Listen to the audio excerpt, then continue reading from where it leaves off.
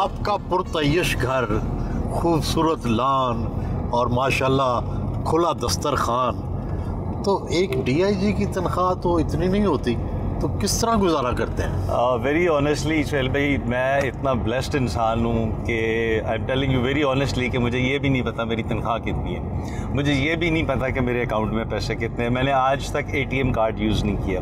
तो चूँकि बचपन में मैं सबसे छोटा था, माशाल्लाह 8 बहन भाई हैं, तो बहन भाइयों ने बहुत लुक आफ्टर किया। मेरे जो बड़े भाई हैं मेंबर FBI रिटायर हुए हैं, उनका बहुत रोल रहा मेरे CSS कराने में। और फिर जब शादी हुई तो वो बाई चांस बेगम अकलौती औलाद थी, तो मैं father in law left lot of property Lahore में, गवादर में। लाहौर में हमारे 2 प्लाजाज हैं जो हमने रेंट पे दिए हुए हैं। उसके अलावा एक एकेडमी वो फोर्सेस एकेडमी के नाम से चला रहे थे, वो आज भी चल रही है। तो अल्लाह का शुक्र है कि कभी कोई ज़रूरत ही नहीं पड़ी। तनख्वाह के अलावा कितने पैसे खर्च हो जाते हैं ऐसी ज़िंदगी गुजारने में?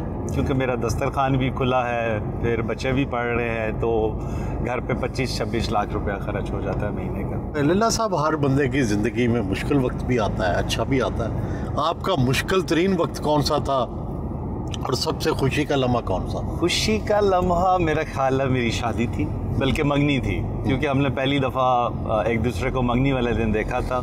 तो वो जो होता है ना, लव एट फर्स्ट साइट, तकरीबन वो वाला सीन था।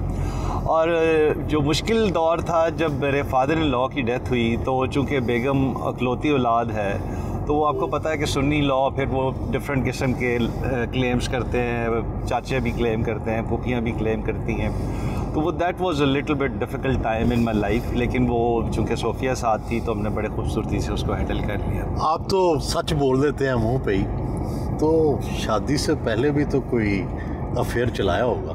बचपन में मेरी एक पसंद थी, बहुत बचपन की बात है, लेकिन वो हर चीज़ में डेस्टिनी पे बड़ी स्ट्रांगली बिलीव करता हूँ। तो मेरी किस्मत में अल्लाह ने ऐसी बीवी लिखी हुई थी, तो दैट्स इट। और शादी के बाद फिर मुझे किसी चीज़ की ज़रूरत ही नहीं पड़ी। मुझे नहीं पता कि जी मोहब्बत या इश्क क्या होता है, लेकिन मैं आपको ईमानदारी से बता रहा हूँ कि मेरा बेगम के बगैर एक दिन भी गुजारा नहीं है। आपने अपना जो पुराने इश्क जो हैं ये अपनी बेगम से शेयर किए? मैं बेगम से एक बात शेयर करता हूँ। तो कोई अगर इश्क हो जाए वो भी बता देते हैं? नहीं, राह जाते हैं तो इश्क मैं नहीं करता तो लेकिन आप बेगम के होते हुए कभी अल्हम्दुलिल्लाह कोई मतलब किसी को ऐसी नज़र से देखना भी मैं पसंद नहीं करता। क्यों ट्रेनिंग सेंटर पहुंचे?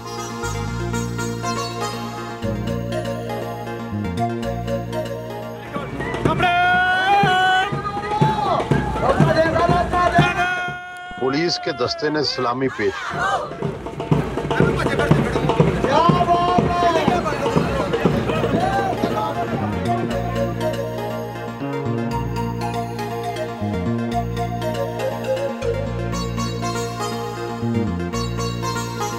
मैस में आए।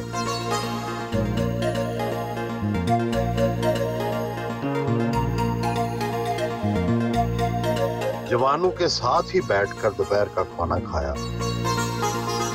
मैस की हालत मुकम्मल तौर पर बदल चुकी है।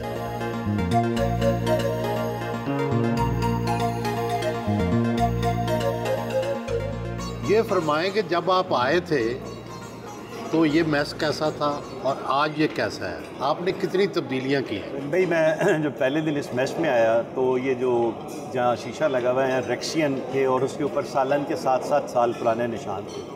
तो ये बुशरा उस वक्त भी मेरे साथ ही थी, हमारी SP एकेडमिक्स है। तो मैंने पूछा कि ये बाकी तो ठीक है, मुझे स्टील के गिलास भी नज़र नहीं आ रहे, तो पानी किस में पीते हैं?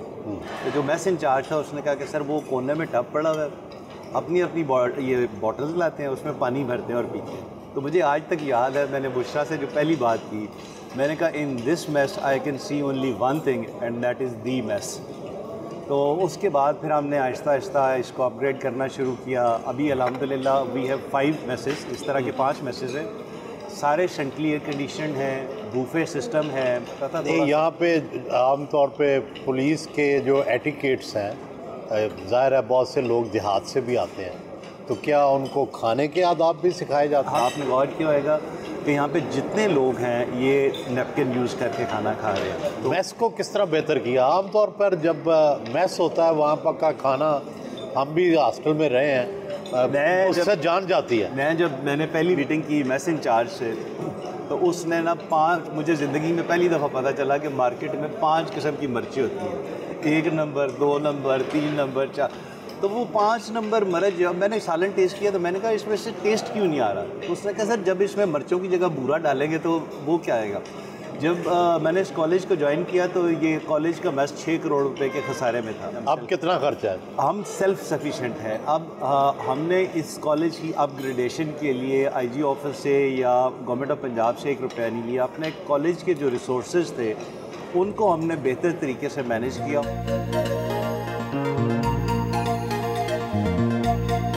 अपग्रेड की गई डिस्पेंसरी में आए। देखिए ये बहुत छोटा सा सेटअप था, हमने इसको एक्सपेंड किया। अब ये सॉर्ट ऑफ मिनी हॉस्पिटल है, यहाँ पे 2-3 बेड्स की फैसिलिटी भी है। तो हमारे जो ट्रेनी जिनको कोई छोटा मोटा प्रॉब्लम हो जाए, डॉक्टर साहब होते हैं यहाँ पे, डिस्पेंसर्स होते हैं, तो उनको हम यहाँ पे ट्रेन करते हैं और मेडिसिन फ्री ऑफ कॉस्ट देते हैं।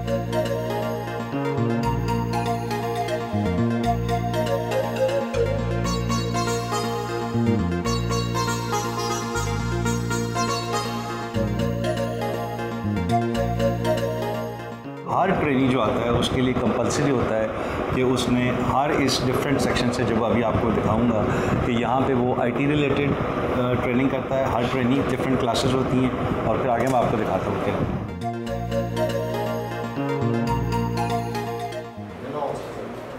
आपको किसने बताया कि आपका मुझे कॉल आई थी 0340 जी, क्या बताया उन्होंने? आपने यहाँ ट्रेनिंग में ही अदालत भी लगा ली? ये हमने इसका कॉन्सेप्ट ये था कि हमारा जब तफ्तीशी अफसर अदालत में जाता है तो वो बहुत छोटी छोटी गलतियाँ करते हैं, एक्सप्लेन नहीं कर पाते कि जी मिसल में ये चीज़ क्यों नहीं थी, एफआईआर में ये। तो ये हमने एक मॉक अदालत बनाई हुई है। यहाँ पे एक जज साहब बैठे हुए हैं, एक मुद्दई है, एक इल्ज़ाम ले है और एक उसका वकील है, एक इसका वकील है। यहाँ पे डिफरेंट हम केसेस को डिस्कस करते हैं और उसके बाद जो उसमें लकूनाज होते हैं वो हम अपने ट्रेनीज़ को समझाते हैं कि जी ये जज ने ज़मानत इस वजह से ले ली थी या पर्चा इस वजह से खारिज कर दिया था। तो वो जितने प्रैक्टिकल केसेस होते हैं, ये जितनी भी यहाँ इनके पास जो मिसलें पड़ी हुई हैं, ये असल में मुकदमे हैं।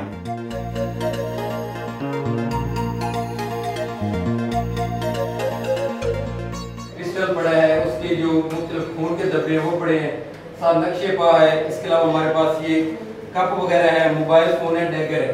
तो जो चीज़ें यहाँ पर क्राइम सीन पर यूज़ होती हैं, जिनके ज़रिए किसी को कत्ल किया जाता है, कोई भी वारदात होती है, तो यहाँ पर ये सिखाया जाता है कि उन चीज़ों को आपने कलेक्ट किस तरह करना। पुलिस में ज़्यादातर जो क्राइम होता है उसमें पिस्टल और बुलेट्स इन्वॉल्व होती हैं। ये स्पेशली हमने रूम डिज़ाइन किया है ताकि हम इनको सिखा सकें कि जी फायर कितनी दूर से हुआ था, उसकी बड़ी इंपॉर्टेंस होती है कि अगर छत से किसी ने फायर किया है तो वो उसकी क्या डिस्टेंस था, अगर 2 फुट से किया है, ताकि वो इन्वेस्टिगेशन करने में आसानी होती है। फिर जो डिफरेंट किस्म की बुलेट्स यूज़ होती हैं वो हम समझाते हैं कि जी इनको आइडेंटिफाई करना है। फिर जो पिस्टल होता है कि जी कौन सा पिस्टल उस में यूज़ हुआ, उसके आइडेंटिफिकेशन के मतलब आप इनके क्लास। सोहेल भाई, ये हमारा फायरिंग सिमुलेटर है। इसका मकसद ये है कि हमारी जो बुलेट होती है वो काफ़ी एक्सपेंसिव होती है, तो हम अपने ट्रेनीज़ का निशाना ठीक करने के लिए इसके ज़रिए ड्राई प्रैक्टिस करते हैं ताकि इनका निशाना ठीक हो जाए। तो जब इनका फायर यहाँ पे ठीक हो जाता है, उनका निशाना पुख्ता हो जाता है, तो फिर हम एक्चुअल फायरिंग रेंज में इनको लेके जाते हैं। यहाँ पे ड्राई प्रैक्टिस हम इनको कराते हैं।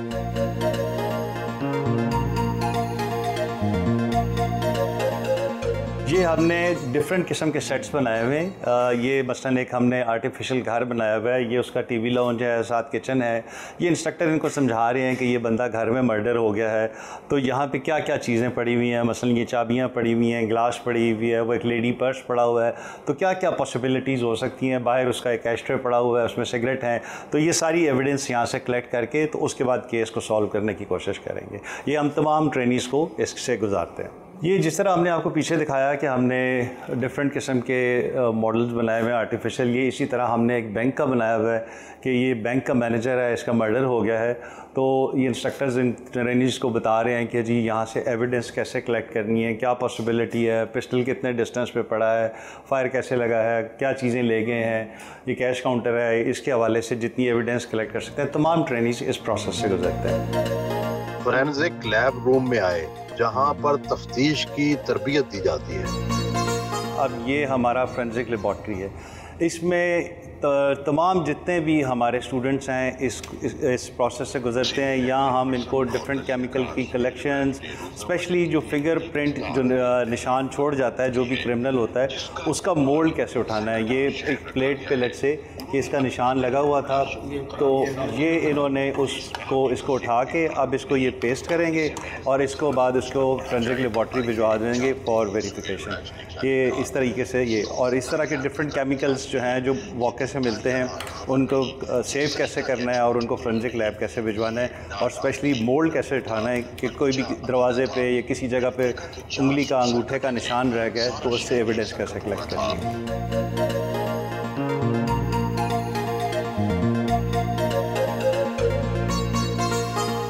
आपने अपना पुलिस स्कूल भी बना लिया। ये सोहेल भाई असल में एक कमांडेंट हाउस था और पिछले 23 साल से खाली पड़ा हुआ था। जब मैं आया तो इसकी बिल्डिंग की हालत, जब एक बिल्डिंग खाली पड़ी होती है तो उसकी हालत ख़राब होना शुरू हो जाती है। तो मैंने उन्हें पूछा जी ये क्या है, तो उन्होंने कहा जी कमांडेंट हाउस। मैंने कहा कब रहा था आखिरी दफ़ा, उन्होंने कहा एक भी नहीं रहा। तो मैंने कहा अगर एक भी नहीं रहा तो आगे भी कोई नहीं रहेगा। तो यहाँ हमारे पीछे 2 कॉलोनीज़ हैं, लोअर कॉलोनी और अपर कॉलोनी। हमारे कांस्टेबल्स के, स्वीपर्स के, मालियों के बच्चे, तो वो बेचारे मुल्तान रोड से बाहर पढ़ने जाते थे, फ़ीस अफोर्ड नहीं होती थी। फिर यहाँ हमने 14 नए कमरे बना के 8 नए वॉशरूम बना के तो इन बच्चों के लिए हमने इसे पुलिस ग्रामर स्कूल बना दिया है।